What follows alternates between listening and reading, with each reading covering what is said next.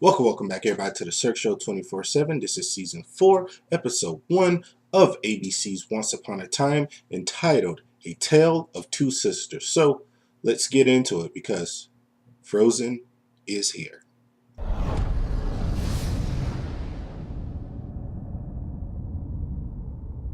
All right, guys.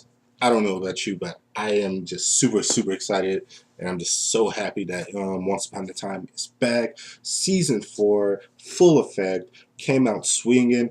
I just want to tell you right off the bat, I enjoyed this episode so much. It had a lot of cool callbacks, a lot of nods to like the Frozen stuff, just a lot of great things. More it felt more like cool. It really feels like they're really going for like the real fairy tale type stuff in this season. You see a lot more magic, just a lot more things that are really out there and stuff. So it looks like they're just going to go full force. They're not really pulling back, and that's what I like to see. Now, before I even get into this review, like last season, we ended off with just such a great cliffhanger. With the whole, Elsa coming to Storybrooke, doing like the whole like this thing with the hand, how she does her hand like that, and then just it's like snow everywhere, and it just had a lot of people talking. And like me, when I saw that, I got really excited because it wasn't the fact that I was a fan of Frozen or anything like the movie, and I was more excited because I knew Frozen was such a big deal to everybody, and everybody loved it. That since they were going to introduce like Elsa and Anna and stuff like that, these characters to Once Upon a Time, it'll get more people to watch Once Upon a Time because I've been trying to, I mean, it's doing really good, but I just want so many people to just start watching the show because I love the show so much. So I just been trying to get people like, yo, if you like Frozen, yo, they're gonna be on Once Upon a Time, so you need to start catching up and stuff. So I just been really like petitioning people to just watch the show, get caught up and stuff. So when the whole Frozen thing like craze started, I just got super excited because just to get more people to watch this great show that I really love. Now, I'm not one of those guys who are like in love with Frozen and think it's like the be all end all, but I do appreciate the movie for what it is.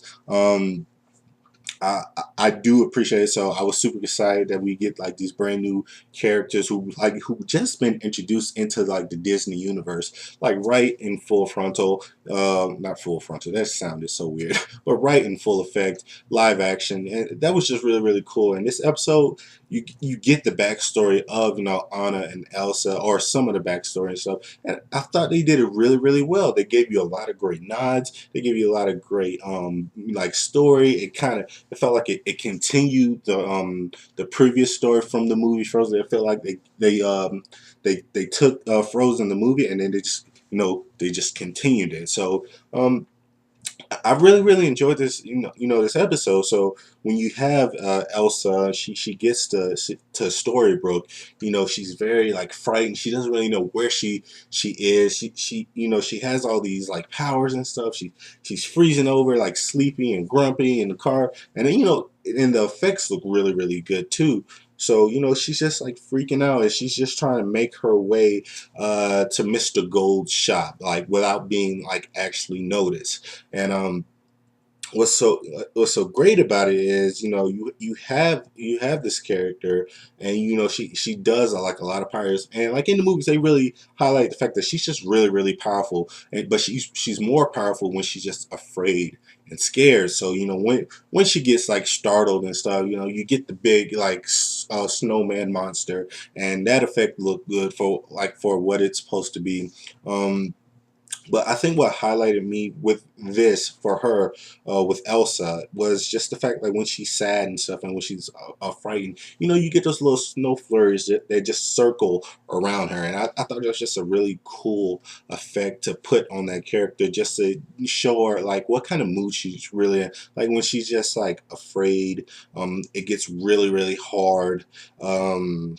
It's like really hard snow that kind of falls behind her. But when she's just sad and kind of depressed, it's really light and very slow and stuff. So I thought it was just a very good contrast for her character. And I think she looks the part. She looks beautiful. She looks really cool.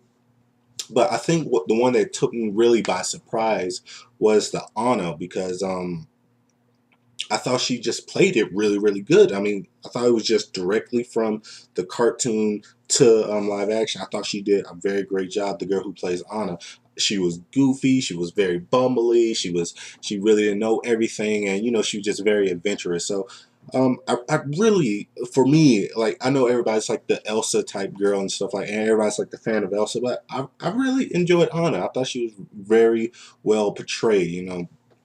But getting back to storybook, so we're still in the midst of like it, because this episode takes right after last season where they're still in the diner and Regina ends up getting her heart broken, which is just super depressing because she's built up this reputation of being like this hard ass and the evil queen, and she's been working her butt off to just get that like image out of everybody's head, and then right when she gets it, right when she gets a man, right when she finds happiness, it gets stripped away because of Emma. And because of that, for me, because of that, the real baddie of season 4 for me is Emma, because she, like, my favorite character is Regina and Rumple, but Emma just kind of messed up everything by going back in time. So for me right now, she's like enemy number one. Public enemy number one is Emma.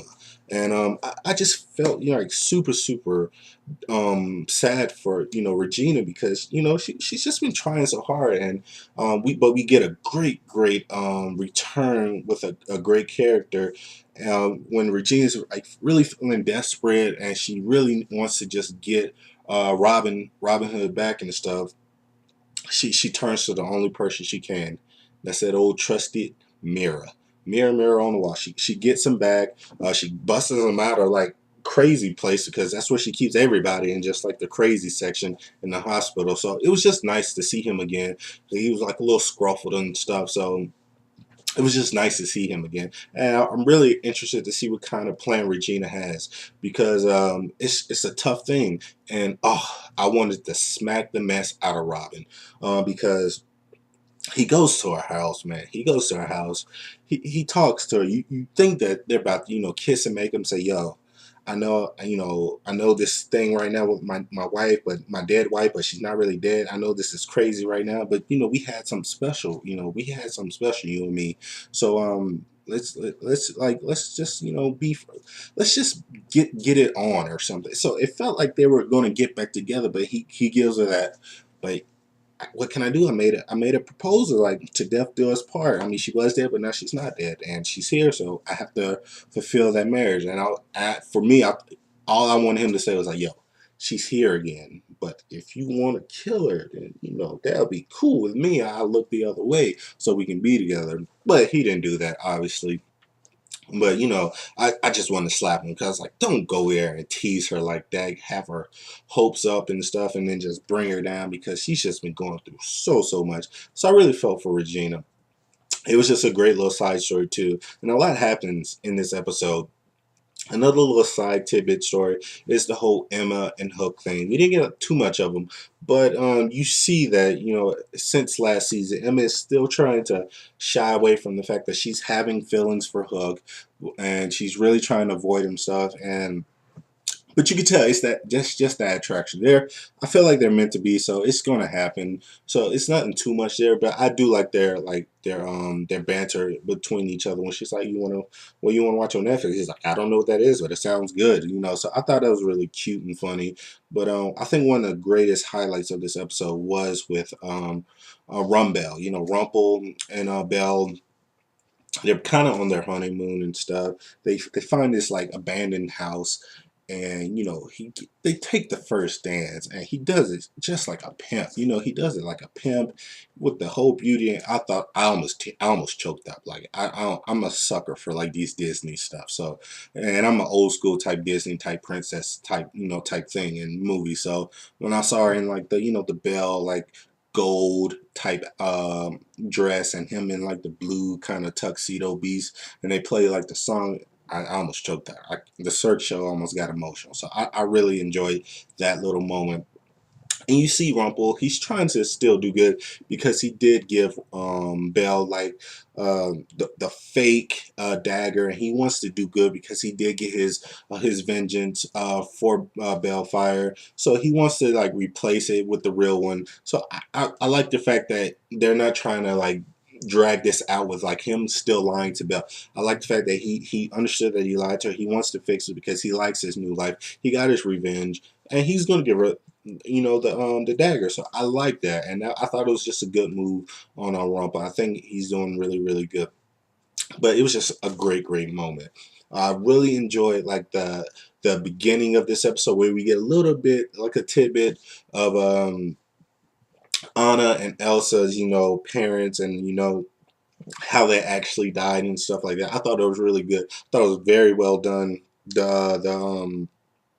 The sound of with just the special effects, it looked really good, like on the ship and stuff. And just like I really want to see what was on that note that the parents wrote and stuff, and what was just so important. We, like I said, just a lot in this episode was just really like great and exciting. I just liked everything about this episode. Hopefully I'm not missing too much, but you know, just like even like the little rock gnome things when they came out, I thought that was like, it was amazing. It looked cool. So I'm super excited for season 4 of Once Upon a Time. A lot of things look like it's going to transpire. I don't really know who's the baddie now. I don't know if they're gonna go full Regina back to baddie, or if they're gonna introduce somebody else. But we have to figure out what happened to Anna, because her necklace was in Gold Shop, so maybe she's somewhere stuck in Storybrooke or something. I don't know, but it's super interesting to find out like what happened to her, who she's gonna find like on her mission. Will she find like what's his name from Wonderland, Once Upon a Time, the Knave? What will she find the Knave on her like travels to, you know, help Anna? Like, will Anna find the Knave? So I'm just super excited to see what's all going to transpire. So what do you guys think about this episode? So please like this video, comment, subscribe, tell me what you thought. And as always, this is the Cirque Show 24/7. I'm super excited, guys. Frozen, Once Upon a Time, it's all back. Be easy.